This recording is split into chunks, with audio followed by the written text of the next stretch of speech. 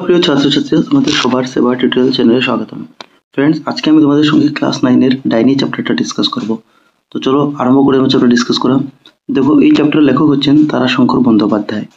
তো দেখো, 1 নম্বর যেটা এখানে সিনারিও দিয়েছে, 1 নম্বর দৃশ্যটা কি বলছে, বলছে কে কবে নামকরণ করিয়াছিল সেই ইতিহাস বিস্মৃতির গর্ভে সমাহিত হইয়া গিয়েছে, কিন্তু নামটি আজও পূর্ণ গৌরবে বর্তমান, ছাতিফাটার মাঠ।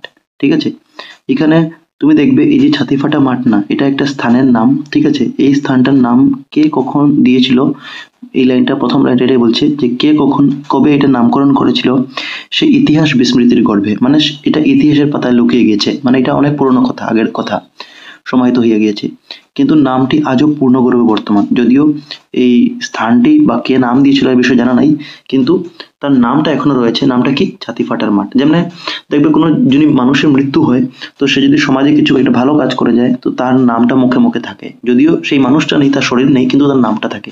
এরকম এই ছাতিফাটার মাঠের নামটা আজও আছে মানুষের মুখে মুখে। এখন দেখো, ছায়াশূন্য দিগন্ত বিস্মৃত প্রান্তরটির এক প্রান্তে দাঁড়াইয়া অপর প্রান্তের দিকে চাহিলে ওপারের গাছপালাগুলিকে কালো প্রলেপের মতো মনে হয়। এর মানে ধরে নাও ছাতি ফাটা একটা মাঠ ছিল, ধরে নাও আমি এই শেপে রাখাচ্ছি, রেক্ট্যাঙ্গেল শেপ, আয়ত আকৃতির।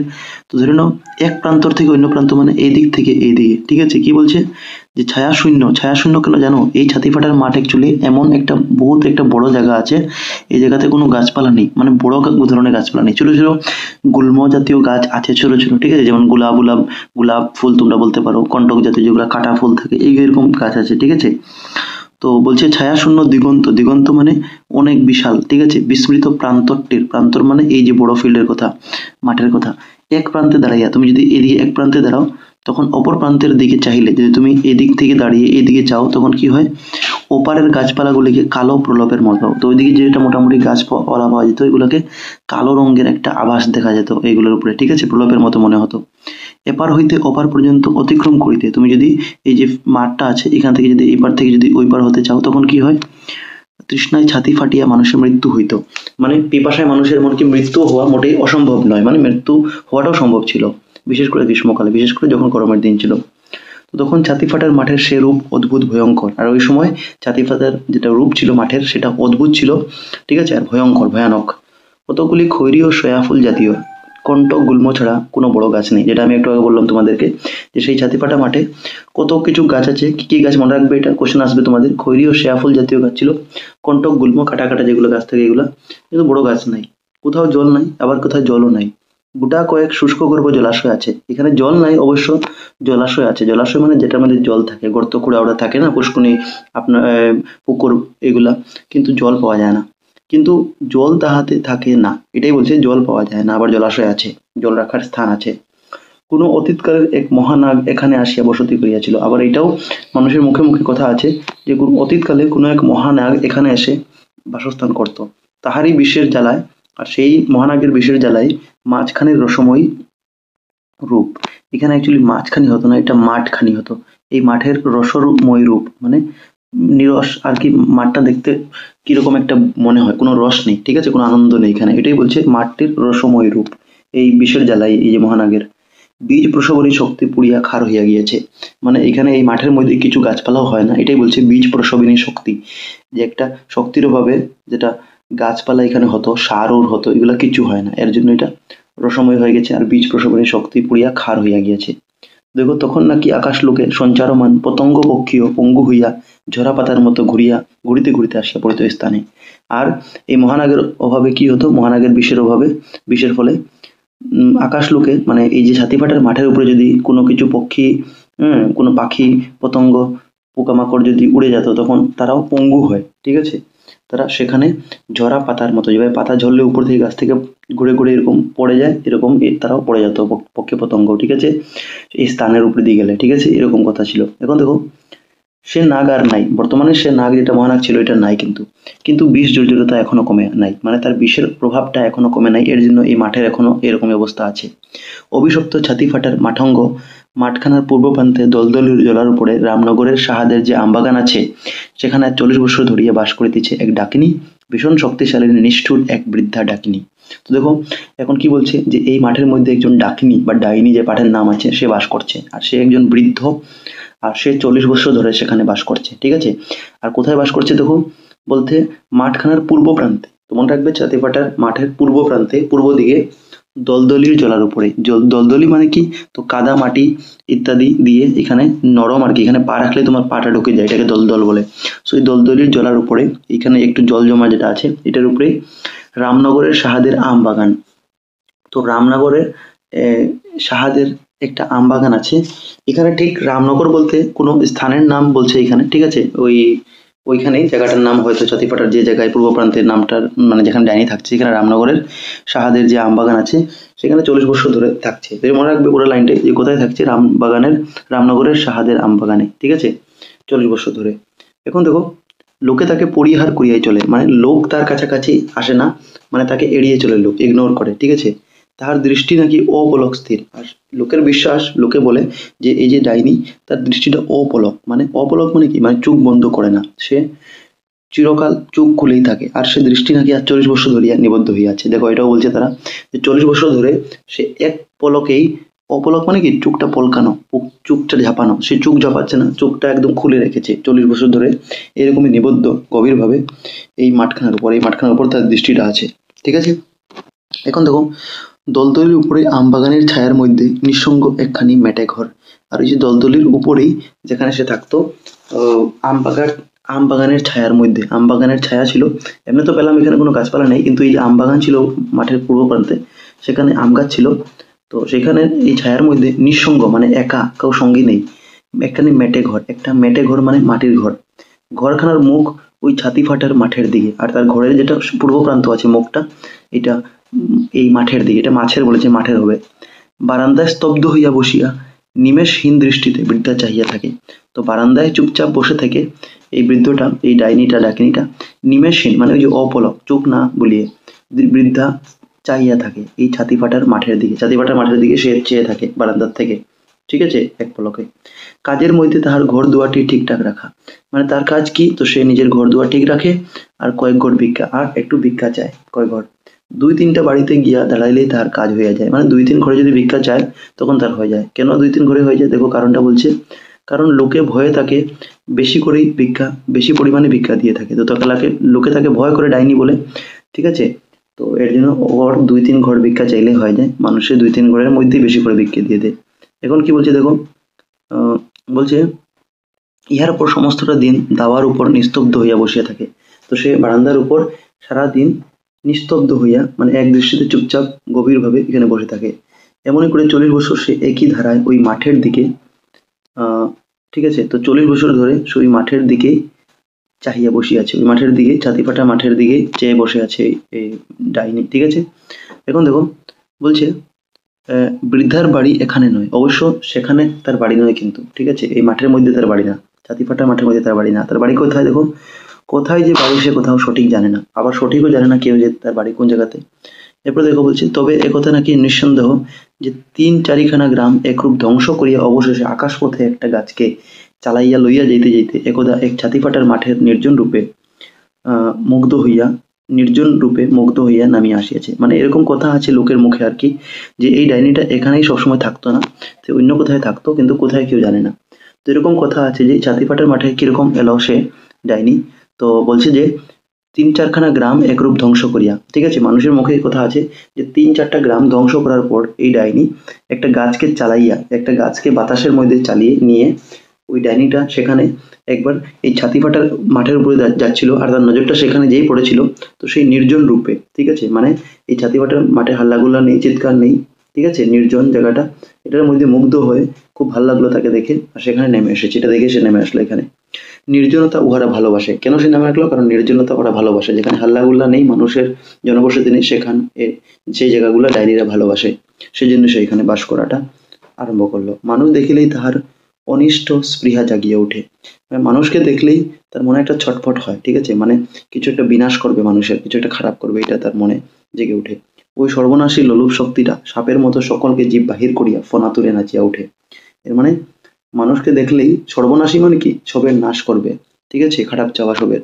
তো লোলুপ শক্তিটা সাপের মতো সকলকে জীব বাহির করে ফনা তুলে নাচিয়া ওঠে। সাপ যেরকম নিজের জীব বার করিয়া, ঠিক আছে, লোকে জীব বার করে ফনা তুলে নাচিয়ে ওঠে, এরকম সেও করে, ঠিক আছে, মানুষকে দেখলেই। এখন দেখো, বহুকালের পুরানো একখানি আয়নার দৃষ্টি দেখিয়া বৃদ্ধা আপনি শিহরিয়া ওঠে। মানে একটা আয়না দেখতে পেয়ে সে আয়নাটার দিকে চেয়ে নিজেই মানে খুব একটা ভয় পেল। ক্ষুদ্রায়তান চোখের মধ্যে পিঙ্গল দুইটি তারা। কেন? তার রূপটা দেখো কিরকম, বলছে ক্ষুদ্রায়তান চোখের মধ্যে, ছোট ছোট চোখের মধ্যে পিঙ্গল দুইটি, ঝকঝকে দুইটি তারা, ঠিক আছে, মানে চোখের যেটা কালো কালো থাকে আমাদের চোখের। জরা কুঞ্চিত মুখ, জরা মানে বার্ধক্য, যখন মানুষ বয়স্ক হয়ে যায়। কুঞ্চিত মানে কুচকে যাওয়া মুখটা, ঠিক আছে, শিকড়ে যাওয়া, যখন মানুষ বুড়ো হয়ে যায় তাদের মুখটা দেখবে চামড়াগুলো কেমন টান খেয়ে যায়। সোনের মতো সাদা চুল, দন্তহীন মুখ, দাঁত নেই, ঠিক আছে। এটা মনে রাখবে, প্রশ্ন আসবে এটা কিন্তু, দেখবে লাস্টে। সে আয়নাখানি নামাইয়া রাখিল, তো এটা দেখে সে আয়নাখানি নামিয়ে রাখলো। এরপর দেখো, এক সময় কি পরিষ্কার না দেখা যাইতো নিজের মুখ, সে এখন ভাবছে যে এক সময় তার মুখও পরিষ্কার দেখা যেত। এখন দেখো, ছোট কপালখিনিকে ঘেরিয়া এক রাশ চুল। এখন তার চুলগুলা কিরকম আছে, তো ছোট্ট কপাল ছিল, এটার মধ্যে এক গাদা চুল আছে, একটু লালচে আভা, মানে লালটি টাইপের সামান্য, ঠিক আছে। কপালের নিচেই টিকুল নাক, টিকুল নাক মানে চুক্ষা চুক্ষা নাকগুলা, ঠিক আছে, যেরকম ডাইনির বেশভূষাটা কিরকম থাকবে, ডাইনির চেহারাটা এরকমই, টিকুল নাক, চুক্ষা তীক্ষ্ণ নাক, চোখ দুইটি ছোট, চোখ দুটো ছোট, চোখের তারা দুইটিও খয়রা রঙের ছিল, মানে বাদামি রঙের ছিল চোখের তারা দুটো। লোকে সে চোখ দেখিয়া ভয় করতো, আর লোকে সেই চোখ দেখে ভয় করতো, ঠিক আছে, ডাইনির চোখটা দেখে। কিন্তু তাহার বড় ভালো লাগিত, অবশ্য নিজেকে তার ভালো লাগতো ডাইনিকে। অকস্মাৎ সে শিহরিয়া উঠিয়াছিল, হঠাৎ করে সে শিহরিয়া মানে একদম কম্পমান, কেঁপে ওঠা। নরুন দিয়া চেরা, ঠিক আছে, তো নরুন দিয়া চেরা, নরুন মানে এখানে ওই যে আহ, নখ কাটার যন্ত্র যেটা থাকে, ঠিক আছে, এটাই নরুন দিয়া চেরা, তো নখ কাটানোর যন্ত্র দিয়ে কাটা, ছুরির মতো চোখে, তার চোখটা একদম ছুরির মতো, চাকুর মতো, বিজলির মতো এই দৃষ্টিতে, তার দৃষ্টিটা বিজলির মতো, আকাশে যেরকম বিজলি দেয় এরকম। যাহাকে তাহার ভালো লাগে তাহার রক্ষা থাকে না। আর ডাইনি আবার যাকে ভালো, মানে দেখে মনে হলো তার ভালো, তার কিন্তু আর উপায় নেই, রক্ষা নেই। কথা দিয়া যে কি হইয়া যায়, কেমন করিয়া যে কি হয়ে যায় সে বুঝিতে পারে না। এর মানে ডাইনিটার অ্যাকচুয়ালি রূপ পরিবর্তন হয়ে যায়, সে এমনি ঠিকই থাকে, কিন্তু যদি সুন্দর কেউকে দেখতে পায় তখন তার মনে কি একটা হয়ে যায় ভাব, যে সে হয়তো অন্য কিছু রূপ নিয়ে নেয়, ঠিক আছে, তাকে মারার জন্য। তো দেখো কি হচ্ছে, প্রথম দিনের কথা তাহার মনে পড়ে। এর মানে যখন এই যে 40 বছর আগে এই ছাতিফাটা মাঠে এসে বসেছিল প্রথমবার, তো তখন প্রথম দিনের কথা মনে পড়ছে ডাইনির। বুড়া শিবতলার সম্মুখেই, শিবতলা বলতে একটা গাছের কথা বলছে, তো এই গাছটা বুড়া মানে বয়স্ক গাছ, একটা পুরানা গাছ। সম্মুখেই দুর্গাসাগরের বাধাঘাটের, বাধাঘাট মানে আমরা আইডিয়া লাগাচ্ছি যে বাধাঘাট মানে নদীর ঘাটের সামনেই হবে, ঠিক আছে, দুর্গাসাগরের বাধাঘাটের ভাঙা রানার উপর, তো ভাঙা ওই নদীর কিনারে, ঠিক আছে, বাঁধ যেটা দেওয়া ছিল এটা ভাঙা ছিল, ওটার উপর সে দাঁড়িয়ে ছিল, ওটার উপর সে দাঁড়িয়ে দেখতেছিল, কি দেখতেছিল, মানে দাঁড়িয়েছিল। তো হঠাৎ বামুন বাড়ির হারু সরকার আসিয়া তাহার চুলের মুঠি ধরিয়া শান বাঁধানো সিঁড়ির উপর আছাড় দিয়া ফেলিল।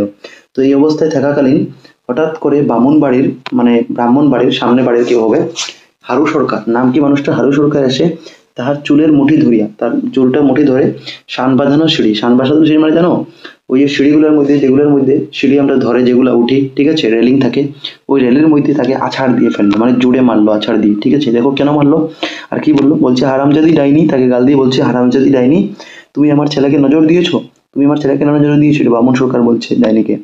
সে ভয়ে বিহল হইয়া কাঁদিয়া উঠিল। আর ডাইনি এই জিনিসটা শুনে, তার সঙ্গে এরকম অবস্থা হচ্ছে, এই অবস্থায় সে বিহল হইয়া মানে প্রাণপণে ভয়ে কাঁদতে আরম্ভ করলো, কাঁদে কাঁদে বললো, কি বললো, ওগো বাবু গো, তোমার দুটি পায়ে পড়ি গো, বলছে তোমার পায়ে পড়ি, আম দিয়া মুড়ি খেতে দেখি, যদি তোর লোভী হয়েছিল তবে সে কথা বললি না কেন আরামজাদি। এখন ওই যে হারু সরকার আরো বলছে ডাইনিকে যে তোকে যদি আম দিয়া মুড়ি খেতে দেখে তোর লোভ হয়েছিল, ঠিক আছে, তখন তুই আমাকে বললি না কেন, আমার ছেলে যে পেট বেদনায় ছটফট করছে। এর মানে বামুনবাড়ি হারু সরকারের ছেলে যে, সে মুড়ি খেতে ছিল আম দিয়ে, আর হয়তো ডাইনি ওকে দেখে ফেলেছিল, আর এর জন্য তোর পেট বেদনা করছে। তো এই কথাটা ওকে মানে হারু সরকার বলছে ডাইনিকে, তো যদি খেতে ইচ্ছা হয়েছিল কেন আমাকে বললি না, আমার ছেলের পেট বেদনা ছটফট করছে। হ্যাঁ, লুপ্ত হইয়াছিল সত্যি, তবে কেমন করিয়া এমন হয়। এখন ডাইনি বলছে যে হ্যাঁ লুপ্ত হয়েছিল, কিন্তু এমন করে কেমন হয়, এরকম কিভাবে কেন এরকম হয়। হারু সরকারের বাড়ি গিয়ে অঝোর ঝরে কাঁদিল, মনে মনে বলিল, হারু সরকারে গিয়ে মানে চোখে তার জল পড়তে আছে অনবরত, সে কেঁদে বলল, মনে মনে বলিল, হে ঠাকুর ওকে ভালো করে দাও, মনে মনে আবার বলছে যে ঠাকুর তোকে ভালো করে দাও, দৃষ্টি আমার ফিরাইয়া লইতেছি, বলছে যে আমি তোমার ছেলের উপরে যে নজর দিয়েছিলাম এই নজরটা আমি ঘুরিয়ে নিচ্ছি, ঠিক আছে, কি বলছে। আশ্চর্যের কথা, কিছুক্ষণ পরেই বার দুই বমি করিয়া ছেলেটি সুস্থ হইয়া ঘুমিয়ে পড়লো। আর ডাইনি এই কথাটা বলার সঙ্গে সঙ্গে দুই একবার বমি করে ছেলেটা সুস্থ হয়ে পড়লো। ঠিক আছে, যে ছেলেটার পেট বেদনা হচ্ছিল, ছটপট করছিল। এখন দেখো, লজ্জায় ভয়ে অনাথ হতভাগিনী পলাইয়া গিয়াছিল, আর লজ্জা পেয়ে ডাইনি সেখান থেকে পালিয়ে গেল। সেদিন রাত্রে কাহারও বাড়ির দাওয়ায় শুইতে পারে না। আর সেদিন রাত্রে এই ঘটনাটা হওয়ার পরে কারো বারান্দায় ডাইনি ঘুমাতে পারলো না, কারণ লোকে তাকে আশ্রয় দেয় না। এই কথাটা শোনার পর গ্রামের প্রান্তের ওই বুড়া শিবতলায় শুইয়া অঝোর ঝরে সমস্ত রাত্রি কাঁদিয়া বলেছিল। ওই যে শিবতলা যেখান থেকে সে দাঁড়িয়ে দেখতেছিল, ওই গাছটার তলে সে গ্রামের প্রান্তরে, মানে গ্রামের কোনাতে, গ্রামের এক সাইডে অঝোর অঝের ঝরে আঝের ঝরে সমস্ত রাত্রি কাঁদিয়া বলেছিল, মানে জোরে জোরে কেঁদে সে মনে মনে, ঠিক আছে, দুঃখে বলতেছিল, হে ঠাকুর, আমার দৃষ্টিকে ভালো করে দাও, না হয় আমাকে কানা করে দাও। ও ঠাকুরকে বলছে ডাইনি যে আমার চোখটাকে ঠাকুর ভালো করে দাও, নাইলে আমাকে কানা করে দাও। এর মানে ডাইনি যে সে নিজে জেনে বুঝে এটা করতো না। অ্যাকচুয়ালি তার এরকম হতো যে যখনই ভালো কেউ দেখতো, ভালো ছেলে বা ভালো কেউ দেখতো, তখন তার এরকম ভাব হতো যে সেকে খেয়ে ফেলবে, কিছু না কিছু একটা উল্টাপাল্টা করে দিত। ঠিক আছে, তো এটা মনে তার আফসোসও ছিল। ঠিক আছে, এর জন্য ঠাকুরের কাছে বলছে যে আমার দৃষ্টিকে ভালো করে দাও, না হয় আমাকে কানা করে দাও। এখন দেখো, পূর্বজন্মের পাপের খণ্ডন নাই, দেবতার দোষী বাকি আর অসাধ্যই বাকি। মানে এখন বলছে যে হয়তো পূর্বজন্মে তার কোনো পাপ করেছিল, এর জন্য এর সাজাটা এই জন্মে পাচ্ছে। ঠিক আছে, এখন দেখো, গৃহস্থের বাড়িতে সে আর ঢুকিবে না সাব্যস্ত করলো, মানে মনে মনে ভেবে ফেললো ডাইনি যে এখন থেকে আর কোনো মানুষের ঘরে যাব না, যেরকম আগে ভিক্ষা করতে যাইতো। গৃহস্থ মানে যার পরিবার আছে, কোনো এরকম পরিবারে যার ছেলে আছে, মেয়ে আছে, এগুলোর ঘরে আমরা যাব না, আমি যাব না। বাহির দুয়ার হইতে সে ভিক্ষা চাইতো। তখন থেকে সে মনে করলো যে আমি বাইরের থেকে ভিক্ষা চাইবো, আর সে বাইরে থেকে ভিক্ষা চাওয়া আরম্ভ করলো। দুটি ভিক্ষা পাই মা, হরিবল। তো বাইরের থেকে গিয়ে এক ঘরে গিয়ে সে বললো যে দুটি ভিক্ষা পাই মা, হরিবল, এরকম বলে চিৎকার করলো, যাতে মানুষরা বের হয়ে আসে, তাকে ঢুকতে লাগে না ভিতরে। কে রে, তুই বুঝি খবরদার ঘরে ঢুকবি না। তো এখন কে যেন বলছে আসে, কে রে, তুই বুঝি খবরদার ঘরে ঢুকবি না, খবরদার। না মা, ঘরে ঢুকবো না। ও বলছে যে না, ঢুকবো না মা ঘরে। কিন্তু পরক্ষণেই মনের মধ্যে কি যেন একটা কিলমিল করিয়া উঠিত, এখনো উঠে। কি সুন্দর মাছ ভাজার গন্ধ, আহা। এখন সে ডিসাইড করেছিল, মনে করেছিল যে ডুববে না, কিন্তু তার মনে একটা কিলমিল কি একটা উঠতো, কিলকিল করে উঠতে, কারণ এটা তার কন্ট্রোলে ছিল না, অটোমেটিক এটা হতো। ঠিক আছে, নিজের থেকে কি সুন্দর মাছ ভাজার গন্ধ, তার মনে আসলো যে কি একটা মাছ ভাজার গন্ধ আছে, আহা। এই হারামজাদি বেহাঙ্গ উকি মারছে দেখো, সাপের মতো। এখন যার ঘরে ভিক্ষা ছিল সে বলছে ওকে গাল দিয়ে যে দেখো সে উকি মারছে এখানে ঘরের ভিতরে, সাপের মতো। চৈত্র মাস, বেলা প্রথম প্রহর শেষ হইয়া গিয়াছে। ওই সময়টা ছিল চৈত্র মাস, বেলা প্রথম প্রহর। দেখো, বেলা একটা দিনে, আমরা যদি দিনের বেলা দিকে 4টা প্রহর থাকে, 3 ঘন্টা করে একটা প্রহর। তো সকাল 6টা থেকে 9টা পর্যন্ত যেটা, এটা প্রথম প্রহর হয়। তো এখানে বলছে বেলা প্রথম প্রহর, মানে সকালবেলা টাইমে 9টা পর্যন্ত, 6টা থেকে 9টার ভিতরে প্রহর শেষ হইয়া গিয়েছে, মানে এই টাইমটা শেষ হয়ে গেছে, প্রথম প্রহর। ঠিক আছে, ছাতি ফাটার মাঠটা যেন ধোঁয়ায় ভরিয়া ঝপসা হইয়া গিয়াছে। ছাতি ফাটার মাঠটা ওই সময় একদম ধোঁয়ায় ভরে গেছে, ঝাপসা হয়ে গেছে। মাঠ ভরা ধোঁয়ার মধ্যে ঝিকিমিকি ঝিলিমিলির মতো কি একটা ছুটিয়া চলিয়াছে। আর ওই ধোঁয়ার মধ্যেই, মাঠের মধ্যে কি একটা ঝিকিমিকি ঝিলিমিলির মতো কি একটা ছুটে চলেছে, দৌড়ে দৌড়ে যাচ্ছে, দেখা যাচ্ছে। একটা ফুৎকার যদি সে দেয়, তবে মাঠের ধুলোর রাশি উড়িয়া আকাশময় হইয়া যাইবে। মানে ফুৎকার মানে কি, যেরকম সাপ যেরকম ফুৎকার দেয়, ঠিক আছে, ওইরকম যদি ফুৎকার দেয় ওই জিনিসটা, তবে মাঠের ধুলার রাশি উড়িয়া আকাশময় হইয়া যাবে। তবে মাঠে যেটা ধুলা আছে সেটা উপর দিকে আকাশের দিকে উড়ে যাবে। ওই ধোঁয়ার মধ্যে জমাট সাদার মতো কি নড়িতেছে যেন। আর ওই ধোঁয়ার মধ্যেই জমাট সাদার মতো, সাদা যেরকম জমা মানে কিছু আছে, এরকম কি একটা নড়ছে সাদা রঙের। মানুষ, হ্যাঁ মানুষই তো, বলছে হ্যাঁ এখানে তো মানুষই আছে। মনের ভিতরটা তাহার কেমন করিয়া উঠে। এখন তাহার মনের ভিতরটা কেমন একটা করে উঠলো। ঠিক আছে, ফু দিয়া ধুলা জড়াইয়া মানুষটাকে উড়াইয়া দিবে। ঠিক আছে, বলছে যে ফু দিয়ে ওই মানুষটাকে সে উড়িয়ে দিবে এখন। ঠিক আছে, না, ওদিকে আর চাহিবে না, তাহার চেয়ে বরং উঠানটা একবার ঝাঁটা বুলাই। তো বলছে না, তুমি ওদিকে দেখবে না আর। ঠিক আছে, ওই যার ঘরে ভিক্ষা চাইছিল, না, এটা অ্যাকচুয়ালি ডাইনি নিজেই বলছে যে না, আমি ওদিকে দেখবো না, কারণ ওদিকে যদি দেখি আর যদি কিছু হয়ে যায় আবার মানুষ আমাকে দোষ দিবে। ঠিক আছে, তাহার চেয়ে বরং উঠানটা একবার ঝাঁটা ঝুলাই, এর চেয়ে ভালো আমি উঠানে গিয়ে একটু ঝাড়ু দেই। বসিয়া বসিয়াই ভাঙ্গিয়া পড়া দেহখানিকে টানিয়া ঝাঁটা বুলাইতে শুরু করিল। তো ডাইনি হয়ে গেছিল বয়স্ক, তো এর জন্য কোনো মতে কষ্ট মষ্ট করে সে ভাঙ্গা পড়া দেহখানিকে টানিয়া ঝাঁটা বুলাইতে শুরু করলো, মানে ঝাড়ু দেওয়া আরম্ভ করলো, ঝাড়া উঠানটা। জড়ো করা পাতাগুলো ফরফর করিয়া অকস্মাৎ সর্পিল ভঙ্গিতে ঘুরপাক হইয়া খাইয়া উড়িতে আরম্ভ করলো। তখন যখন ঝাড়ু দেওয়া আরম্ভ করলো, তখন যে পাতাগুলো ছিল সেগুলো ফরফর করে অকস্মাৎ হঠাৎ করে সর্পিল ভঙ্গিতে, মানে সাপের মতো, এই পাতাগুলো সাপের শেপ নিয়ে, আকার নিয়ে ঘুরে ঘুরে আকাশে উড়িতে আরম্ভ করলো। দ্রুত আবর্তিত পাতাগুলো তাহাকে যেন সর্বাঙ্গে প্রহার করিতেছে, আর পাতাগুলো উড়ে উড়ে ডাইনিকে যেন প্রহার করছে পাতাগুলো, ঠিক আছে। তো দেখো অ্যাকচুয়ালি ওই যে মহানাগ ছিল সেটা হয়তো এখানে এসেছিল এই মাঠে, আর ডাইনির ভিতরে সে প্রবেশ করে এরকম করাচ্ছে, ডাইনির দোষ নেই, ঠিক আছে। তো দেখো সর্বাঙ্গে প্রহার করিতেছে, বারবার ঝাঁটা দিয়ে বাতাসের ওই আবর্তটাকে আঘাত করতে চেষ্টা করিল। তো বারবার জাহিনীয় ঝাড়ু দিয়ে সেই যে বাতাসের আবর্তটা যেটা তার শরীরে মারছে এটাকে আঘাত করতে চেষ্টা করলো। দ্রুত আবর্তটা মাঠের উপর দিয়া ঘুরপাক দিতে ছুটিয়া গেল, ঠিক আছে। তো ওই যে যাকে মারার পর কি হলো, ওই আবর্তটা আঘাত করতে চেষ্টা করলো, দ্রুত আবর্তটা মাঠের উপর দিয়া ঘুরপাক দিয়ে ঘুরে উঠে মাঠের উপর দিয়ে সেইখান থেকে ছুটে গেল, চলে গেল। মাঠে ধুলা হু হু করিয়া একটা ঘুরন্ত স্তম্ভ হইয়া উঠিতেছে, আর ধুলা যেরকম বাতাস দিলে কিরকম এক জায়গায় ঘুরে ঘূর্ণিপাকের মতো এরকম ঘুরছে, ঠিক আছে। একের পর এক মাঠটা যেন নাচিছে, মাঠটা যেন নাচিতেছে, মাঠটা যেন পুরো নাচছে, ডান্স করছে। একটা স্তম্ভ হাজারটা হইয়া উঠিছে, মানে একটা খুঁটি যেমনি হাজারটা খুঁটির মধ্যে হয়ে উঠছে, একটা বাঁশ হাজারটা বাঁশ হচ্ছে যেমনি। একটা অদ্ভুত আনন্দে বৃদ্ধার মন শিশুর মতো অধীর হইয়া উঠিল। এখন এই বৃদ্ধা যেটা ছিল ডাইনি, তার মনটা শিশু ছোট বাচ্চার মতো অধীর হয়ে উঠলো। কারণ অধীর মানে কি, শিশু বাচ্চারা কিছু দেখলে একটা কিরকম করে, কারণ এরকম দৃশ্য দেখে বাচ্চারা কিরকম করে, ছটপট হয় মন এরকমই। সহসা সে নুব্জ দেহে উঠিয়া দাঁড়িয়া ঝাঁটাশুদ্ধ হাতটা প্রসারিত করিয়া সাধ্যমতো গতিকে ঘুরিতে আরম্ভ করিল। হঠাৎ করে ডাইনিও ঝাঁটাশুদ্ধ হাতটা, মানে ওই যে ঝাড়ু দিতেছিল সেই হাতটা শুদ্ধ করে পরিষ্কার করে প্রসারিত করিয়া হাতটা দুই এরকম মেলে সাধ্যমতো গতিকে ঘুরিতে আরম্ভ করলো, সেও ঘুরতে আরম্ভ করলো। কিছুক্ষণের মধ্যে সে টলিতে টলিতে বসিয়া পড়িল, আর কিছুক্ষণের মধ্যেই ঘুরতে ঘুরতে, আমরা যখন চক্কর দিই তখন আমাদের মাথাটা ঘুরায় না, আমরা পড়িয়ে যাই, এরকম বসিয়া পড়িল। উঠিয়া দাঁড়াইবার শক্তিও নাই, তখন আর তার উঠে দাঁড়াবার শক্তি নেই। ছোট শিশুর মতো হামাগুড়ি দিয়া সে দাওয়ার দিকে অগ্রসর হইল, কোনো মতে ছোট বাচ্চার মতো সে হামাগুড়ি দিয়ে হাঁটু দিয়ে পায়ে দিয়ে হেঁটে সে দাবার দিকে, মানে বারান্দার দিকে অগ্রসর হলো, আগুয়ালো, ঠিক আছে, এগোলো। দারুণ তৃষ্ণায় গলা পর্যন্ত শুকাইয়া গিয়েছে, তার গলা একদম পিপাসায় এখন লাগছে। কে রইছ গো ঘরে ওগো, তো গিয়ে দাবার কাছে গিয়ে বলছে যে কে রইছ গো ঘরে ওগো, কে আছো ঘরে। ধূলিধূসর দেহে শুষ্ক পাণ্ডুর মুখ একটি যুবতী মেয়ে বুকের ভিতর কোনো একটা বস্তু কাপড়ের আবরণে ঢাকিয়া বহু কষ্টে আঁকড়াইয়া ধরিয়া আছে। তো ওই যে যেখানে দাবার সে গেছিল জল চাওয়ার জন্য, সেখানে ধূলিধূসর দেহে মানে সারা শরীরে ধুলো লাগা শুষ্ক পাণ্ডুর মুখ একটি যুবতী মেয়ে, একটি শুষ্ক দেহের মুখ একটি যুবতী মেয়ে, একজন মেয়ে বুকের ভিতর কোনো একটা বস্তু কাপড়ের আবরণে ঢাকিয়া, কি একটা যেন ঢেকেছিল কাপড়ের মধ্যে একটা বস্ত্র, ঠিক আছে, বহু কষ্টে আঁকড়িয়া ধরিয়াছে, বহু কষ্টে আঁকড়িয়া ধরিয়াছে একটুকুন জল, সে বলছে একটিকিন জল। মমতায় বৃদ্ধার মন গলিয়া গেল। তো মমতায়ও, মায়া মমতায়, কারণ জল চাইলে অবশ্যই কার মায়া লাগবেই। বৃদ্ধার মন গলিয়া গেল, তার মনটা একদম যেমনে গলে গেল, মানে মায়া হলো তার প্রতি, সহানুভূতি হলো। আহা মা, এই রোদে ওই রাক্ষসী মাঠে কি করে বের হলি তুই? বলছে যে তুই ওই ওই মাঠে কি করছি, এই রাক্ষসী মাঠে এই এত বেলায়, ঠিক আছে। আমার মায়ের বড় অসুখ মা, বেরিয়েছিলাম রাত থাকতে, মাঠের মাথায় এসে আমার পথ ভুল হয়ে গেল, ঠিক আছে।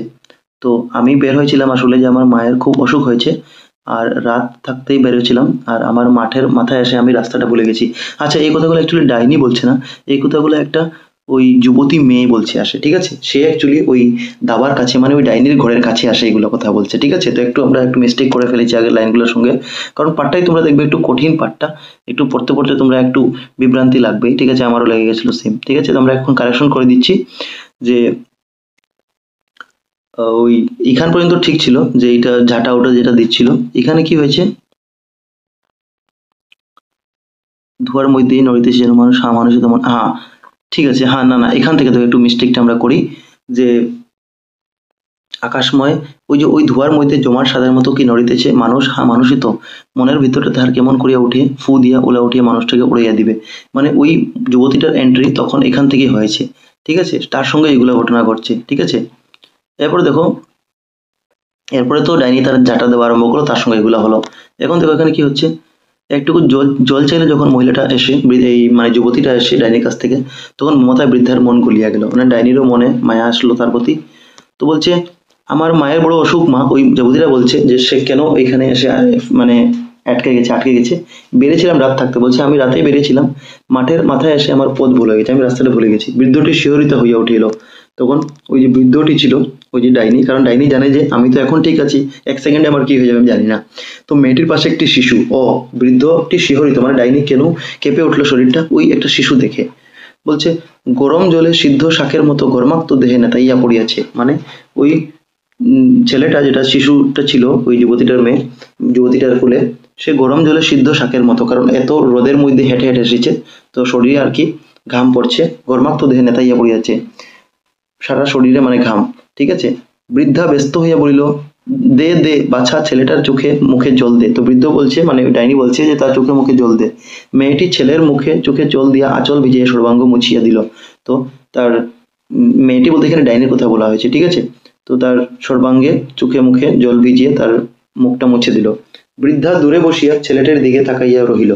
তো বৃদ্ধাটি দূরে বসে ছেলেটির দিকে তাকিয়া রহিল। স্বাস্থ্যবতী যুবতী মায়ের প্রথম সন্তান বোধ হয়, হৃষ্টপুষ্ট নধর দেহ। তো ছেলেটাকে দেখে মনে হচ্ছে যেমন হৃষ্টপুষ্ট, শরীর ভালোই আছে। এখন দেখো এই ছেলেটা কি ভীষণ ঘামিতেছে, দেহের সমস্ত জল কি বাহির হইয়া আসিতেছে, তবে কি যা নিতান্ত অসহায়ের মতো আর্তস্বরে বলিয়া উঠিল, খেয়ে ফেললাম রে, পালা পালা, তুই ছেলে নিয়ে পালা। বলছে এখন ডাইনির দেখো হঠাৎ করে তার রূপটা পরিবর্তন হয়েছে, ঠিক আছে। তার ছেলে দেখে তো তার আগেই মনে হচ্ছিল, ঠিক আছে, এই জন্য সে আগেই সাবধান করে দিয়েছিল।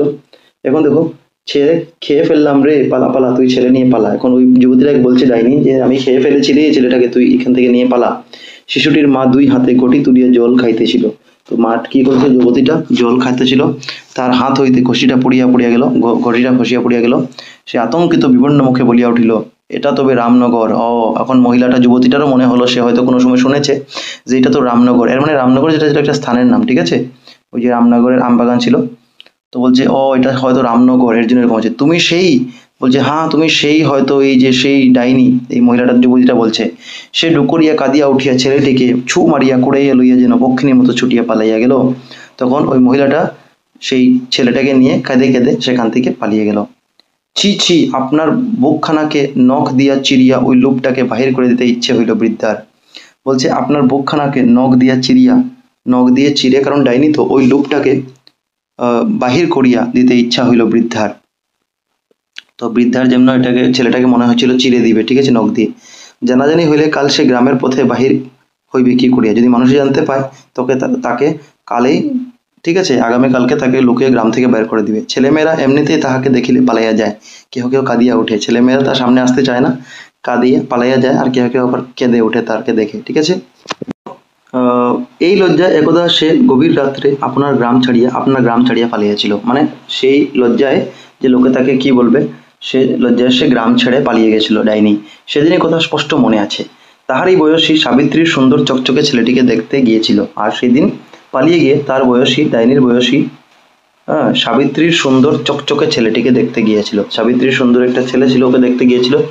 শাশুড়ি হা হা করিয়া ছুটিয়া আসিয়া তিরস্কার করিয়া বলিল, আমার বাছার যদি কিছু হয় তবে তোকে বুঝবো আমি। হ্যাঁ, মানে সাবিত্রী আছে, তার শাশুড়ি ডাইনিকে বলছে, মহিলাটাকে, বৃদ্ধকে, যদি আমার ছেলের যদি কিছু হয়, কারণ তার শাশুড়ি তো এগুলো বিষয় জানে, ঠিক আছে। তো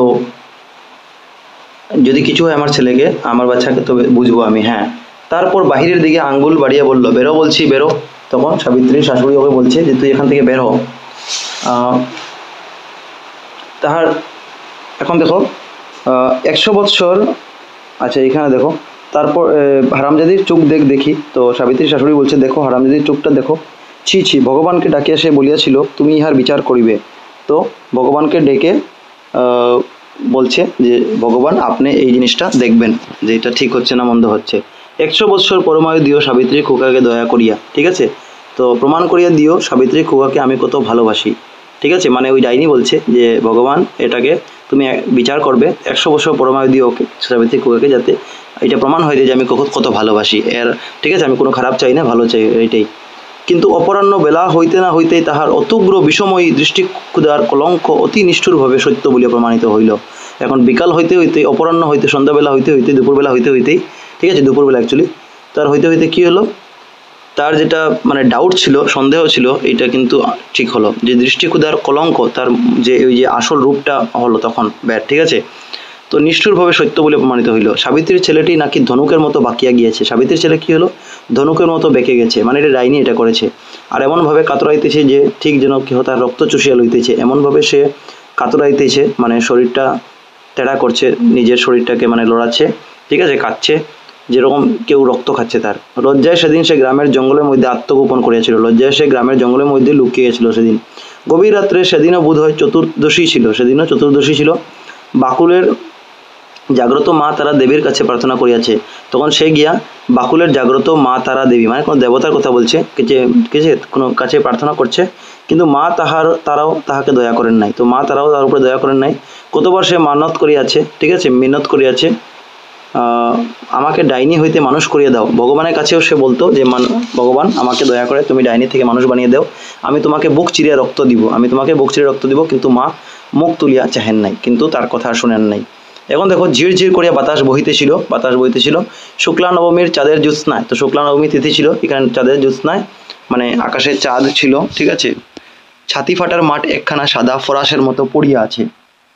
তো সাদা ফরাসের মতো ছাতি ফাটার মাঠটা, কোথাও একটা পাখি অশ্রান্তভাবে ডাকিয়া চলিয়াছে। চোখ গেল, কোথায় একটা পাখি যেন ডাকছিল, ঠিক আছে, চোখ গেল। আম গাছগুলির মধ্যে ঝিঝি পোকা ডাকতেছিল সেই দিন।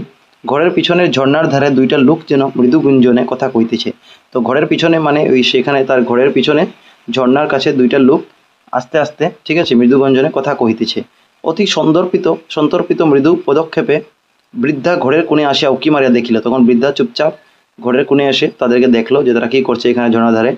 এই বাউরিদের সেই স্বামী পরিত্যক্তা উচ্ছলা মেয়েটা আর তাহারই প্রাণমুগ্ধ বাউরি ছেলেটা। যেখানে দেখতে পেল যেখানে সেই বাউরিদের একটা ছেলে আর একটা মেয়ে এখানে আছে বসে, কি বলিতেছে ছেলেটা কি যেন বলিতেছে। এখন দেখো, বাবা মা বিয়ে না দে, চল আমাতে ভিঙ্গায় গিয়ে বিয়ে করে সংসার পাতবো। তো ওরা কথা পাচ্ছে যে মা বাবা যদি বিয়ে না দে, আমরা নিজে নিজে গিয়ে ভিন গায়ে গিয়ে, এক জায়গা আছে হয়তো, এখানে গিয়ে আমরা বিয়ে পাতবো, সংসার পাতবো, তোকে নইলে আমি বাঁচবো না, মানে তোর ছাড়া আমি বাঁচবো না। তারা কথা বলছে, ডাইনি কথাগুলো শুনছে ওই বাউরিদের কথাটা, ঠিক আছে। এখন দেখো, স্বামী পরিত্যক্তা মানে বুঝো, মানে যার স্বামী নেই, যার স্বামী মরে গেছে। তো এরকম একটা মহিলা, ওইরকম একটা ছেলেকে, ঠিক আছে, উচ্ছলা মেয়ে মানে বয়স্ক মেয়ে, একজন হয়তো কম বয়সের ছেলের কাছে এগুলো কথা বলছে। এখন দেখো, মরণ ছেলেটির পছন্দেরই তাহার মনে পড়িয়া গেল, পছন্দের অঙ্গ তাহার মনে পড়িয়া গেল। গ্রাম হইতে 10 ক্রোশ দূরের বোলপুর শহরের পানওয়ালার দোকান সেই বড় আয়নাটা। আচ্ছা। এখন দেখো, ডাইনির তখন ওইগুলো জিনিস দেখে মনে পড়ে গেল যে গ্রামের 10 ক্রোশ দূরে বোলপুর শহরে একটা পানওয়ালার দোকান ছিল, আর পানওয়ালার দোকানের সেই বড় আয়নাটা, আয়নার মধ্যে লম্বা ছিপছিপে 14-15 বছরের একটি মেয়ের ছবি। তো তার মনে পড়লো যে ওই দৃশ্যগুলো, আগের কথাগুলো হয়তো ডাইনির, যে ওই আয়নাটা দেখেছিল 14 বছর একটা মেয়ের ছবি। এক মাথা রুক্ষ চুল, ছোটো কপাল, টিকালো নাক, পাতলা ঠোঁট, চোখ দুটি ছোট, তার খয়রা দুটি রঙের চোখ দুটি। আয়নার দিকে তাকে সে নিজের ছবি দেখিতেছিল। তো আয়নার দিকে সে নিজের ছবি দেখছিল। আরে তুই আবার কে রে, কোথা থেকে এলি? তো এখানে কি বলছে দেখো, প্রশ্ন করছে, তুই আবার কে রে, কোথা থেকে এলি? লম্বা চড়া এক জোয়ান পুরুষ তাহাকে প্রশ্ন করিয়াছিল। লম্বা চওড়া জোয়ান একটা মানুষ তাকে প্রশ্ন করিয়াছিল যখন আয়নার মধ্যে এটা দেখতেছিল। আগের দিন সন্ধ্যায় সে সবে বোলপুর আসিয়াছে। তো আগের দিন সন্ধ্যায় সে বোলপুর আসিয়াছে। সাবিত্রীর ছেলেটাকে খাইয়া ফেলিয়া সেই চতুর্দশী রাত্রে গ্রাম ছাড়িয়া বোলপুর আশ্রয় লইয়া আছে। বোলপুর কেন এসেছিল? কারণ সে আগের দিন সাবিত্রীর ছেলেটাকে খেয়েছিল, তো সেখানে বোলপুর এসে আশ্রয় নিয়েছিল এখান থেকে, ঠিক আছে। সেদিন সূর্য ডুবার সঙ্গে সঙ্গে পূর্ব দিকে চুনে হলুদে রঙের প্রকাণ্ড থালার মতো নিটল গোল চাঁদ উঠিতেছিল।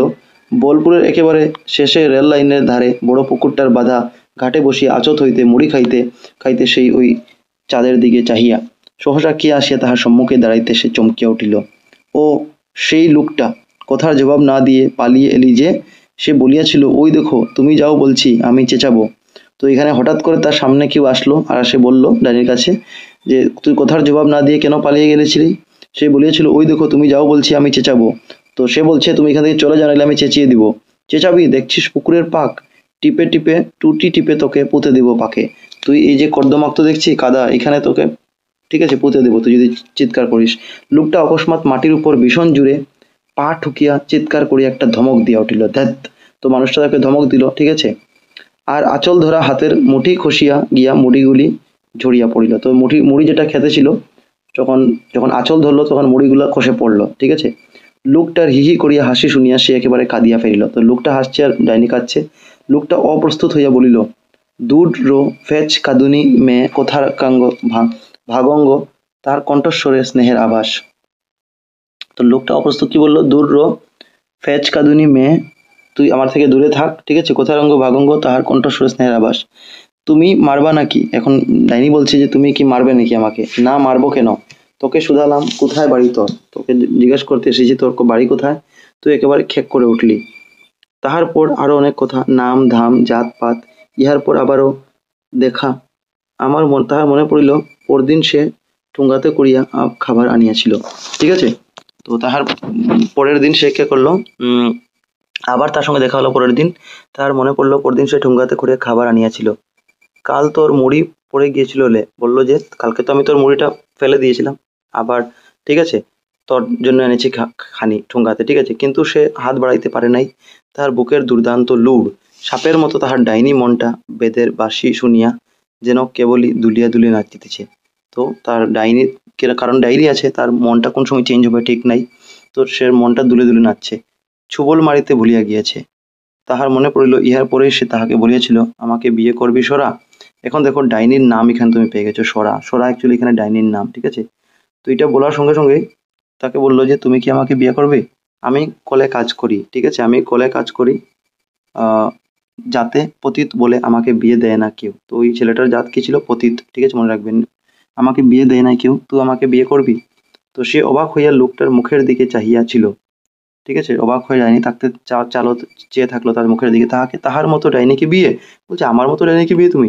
ওইদিকে বাউরি ছোড়াটা চুপ করিয়া বসিয়া আছে, ঘন ঘন ঘাড় ফিরাইয়া পথের দিকে চাহিতেছে। ও, বাউরি ছোড়াটা চুপ করিয়া, ওই যে বাউরি ছোড়াটা ওই যে ঘরের পিছন দিকে দেখেছিল, তারা আবার চুপ করে আছে সেখানে। ঘন ঘন ঘাড় ফিরাইয়া পথের দিকে চাহিতেছি। আসিবে রে, সে আসিবে। মানে ডাইনি আর কি দেখছে ওদেরকে যে এরা আসবে। ঝর্ণার ধারে যুবকটি বলিল, এই গায়ের স্বভাব হা হা করবে, তার চেয়ে চল আমরা পালিয়ে যাই।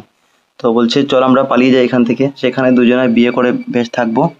মৃদুস্বরে কথা, কিন্তু এই নিঃশব্দ স্থানটির মধ্যে কথাগুলি যেন স্পষ্ট হইয়া ভাসিয়া উঠিতেছে। বুড়ি একটি দীর্ঘ বিশ্বাস ফেলিল, তাহারও পৃথিবীর লোকের সঙ্গে সম্বন্ধ ছাড়িয়া সংসার পাতিয়াছিল।